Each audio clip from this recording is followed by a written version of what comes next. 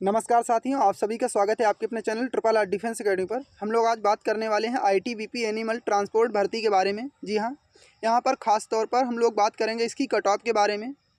यहाँ पर हम लोग देखेंगे इसकी जो प्रीवियस ईयर कट ऑफ क्या रही थी, इस बार आपको कितने नंबर लाने होंगे कि आपका सिलेक्शन हो जाए, किस प्रकार से आपको अपनी तैयारी को मजबूती से जारी रखना है।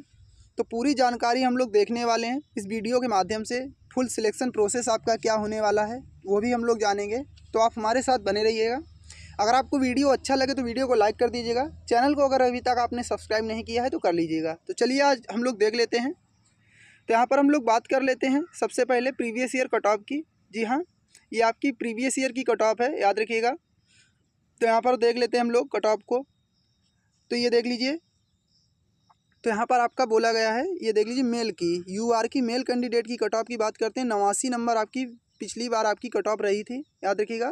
पिछली बार आपकी यूआर की जो थी एनिमल ट्रांसपोर्ट की कट ऑफ 89 नंबर रही थी। वहीं अगर फीमेल की बात कर लेते हैं तो फीमेल कैंडिडेट की 66 नंबर, याद रखिए 66 नंबर पिछली बार इनकी कट ऑफ रही थी। अगर बात करते हैं ओबीसी की, तो ओबीसी की अगर बात करेंगे तो यहाँ पर 87 नंबर, याद रखिएगा 87 नंबर कट ऑफ थी। फीमेल की अगर बात करते हैं तो 63 नंबर आपकी ओबीसी की कट ऑफ पिछली बार रही थी।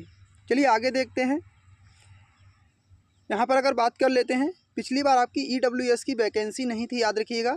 तो यहाँ पर एससी की अगर बात करते हैं तो एससी की जो मेल कैंडिडेट की कट ऑफ थी तो ये आपकी 85 नंबर थी। और अगर बात कर लेते हैं यहाँ पर फीमेल कैंडिडेट की तो ये आपकी 55 नंबर एससी कैंडिडेट की आपकी कट ऑफ थी।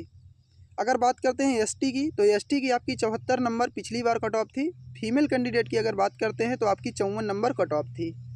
अगर हम लोग बात कर लेते हैं इस बार की कट ऑफ की, जी हाँ, इस बार आपकी कट ऑफ क्या रहने की संभावना है, किस प्रकार से आपको अपनी तैयारी करना चाहिए, तो चलिए देखते हैं हम लोग। तो यहाँ पर हम लोग देख लेते हैं कट ऑफ को।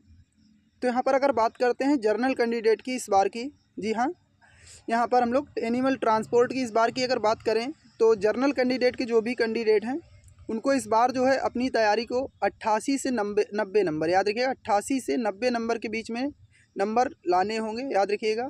यहाँ पर पेपर का लेवल आपका थोड़ा सा नॉर्मल रहता है, याद रखिएगा, ज़्यादा हाई लेवल नहीं पूछा जाता, इसीलिए आपकी थोड़ी कट ऑफ बढ़ा दी जाती है।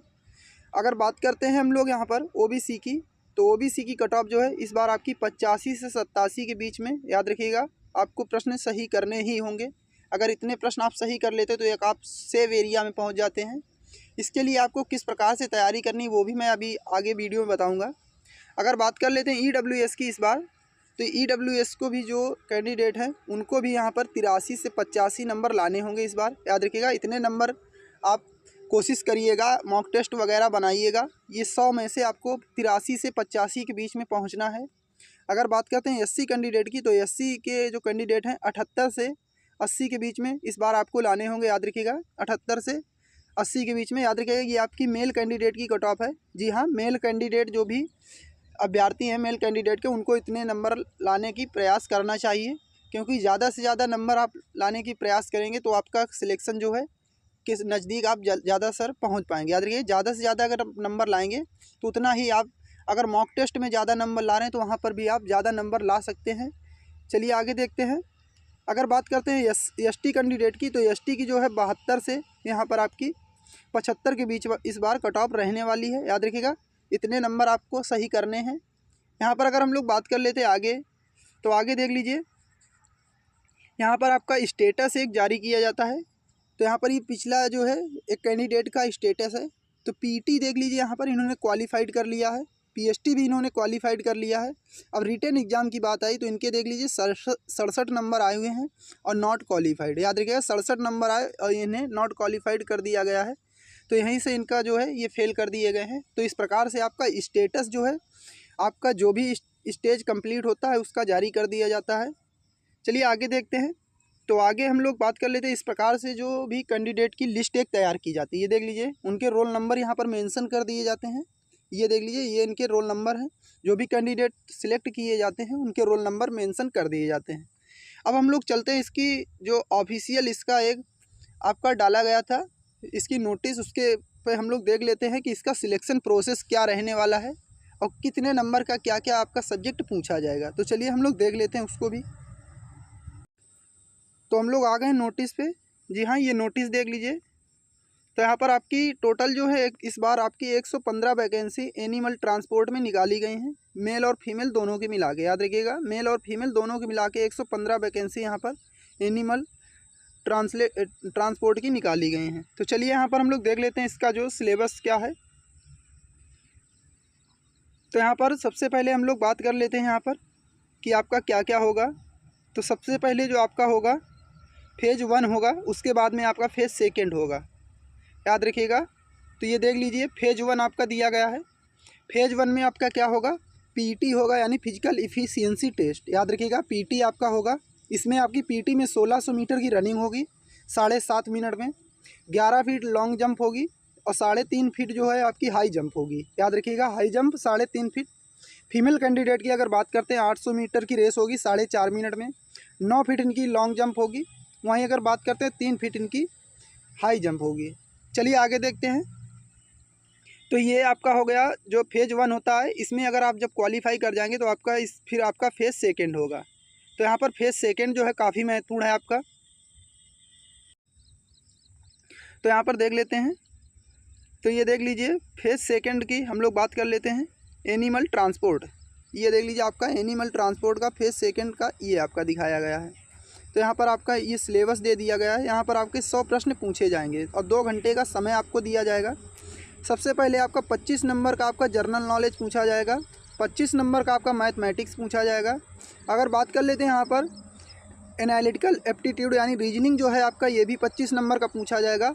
और हिंदी या इंग्लिश आपका ऑप्शनल रहेगा। जो कैंडिडेट हिंदी चुनते हैं उनको हिंदी में विषय पूछा जाएगा और इंग्लिश चुनते हैं तो उनसे इंग्लिश का विषय पूछा जाएगा। तो ये भी आपका 25 नंबर का होगा। तो 100 प्रश्न आपके पूछे जाएंगे और 2 घंटे का समय आपको दिया जाएगा। याद रखिएगा, 2 घंटे का आपका समय दिया जाएगा।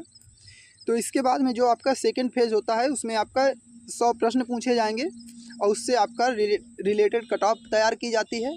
उसके बाद में आपका जो तीसरा प्रोसेस होता है उसमें आपको क्वालिफाई कर दिया जाता है। तो यहाँ पर आपको क्या करना है कि तैयारी किस प्रकार से करना है। तो तैयारी के लिए आपको क्या करना है, पर डे आपको प्रैक्टिस सेट मंगा लीजिएगा।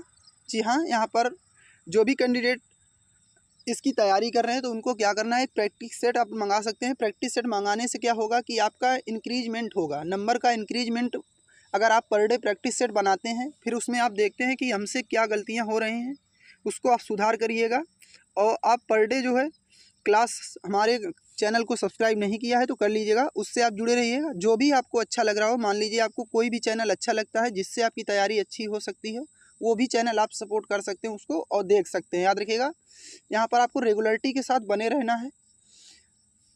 अब आगे का फेज़ अगर बात करते हैं, 3rd फेज़ में आपकी मेरिट लिस्ट तैयार की जाती है और फिर आपका 4th फेज़ होता है जो डॉक्यूमेंट ओरिजिनल डॉक्यूमेंट होते हैं उसका वेरिफिकेशन कराया जाता है। तो यहाँ पर आपको तैयारी करते रहना है।